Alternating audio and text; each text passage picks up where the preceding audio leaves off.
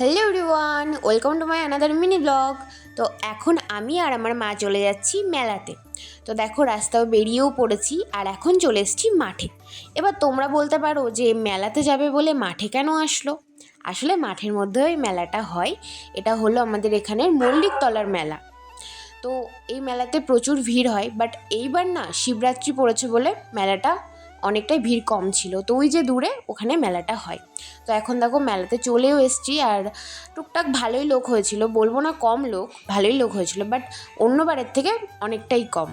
প্রচুর ভিড় হয় এই জায়গাটায় পুজো। তো এখানে দেখো ঘোড়া বিক্রি হচ্ছে ছোট ছোট মাটির। তো এইগুলো পুজোতে ওখানে দেয়, অনেকের মানসিক থাকে, অনেকের বাড়ি গরু থাকে। তো আমাদের বাড়ি গরু আছে, তো মা ওই জন্য পুজো দিয়ে দিল। তো এখানে অনেকেই পুজো দিয়ে দিচ্ছিলো। তো এই যে মেলাটা দেখো, এই যে গাছটা এটা হলো বট গাছ, অনেক এই গাছ থেকে এটা হলো আদি গাছ যেখানে পুজোটা হয় আর কি। এখান থেকে অনেক গাছ হয়ে গেছে। তো প্রচুর দোকানও বসেছিল। এই যে এটা হলো কানের দোকান, মেয়েদের ইমোশন যেখানে আর কি। তো তারপর চলো কিছু খাওয়া যাক।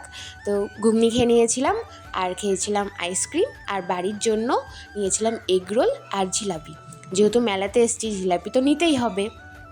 তো তারপর এখানে না খিচুড়ির প্রসাদ বিতরণ করা হয়। প্রসাদ ঠিক না, বাট অনেকেই মানসিক থাকে রান্না করে এখানে খিচুড়ি সবাইকে খাওয়ায় আর কি। তারপরে চলে এসেছিলাম বাড়ি। তো বাড়ি এসে তোমাদের সাথে শেয়ার করছি আমি কি কি কিনেছিলাম মেলা থেকে। এই যে একটা ব্যাগ, আর এই যে আর একটা ব্যাগ, আর একটা 3টে সেটের ব্যাগ কিনেছিলাম, আর অনেকগুলোই ক্লিপস কিনেছিলাম।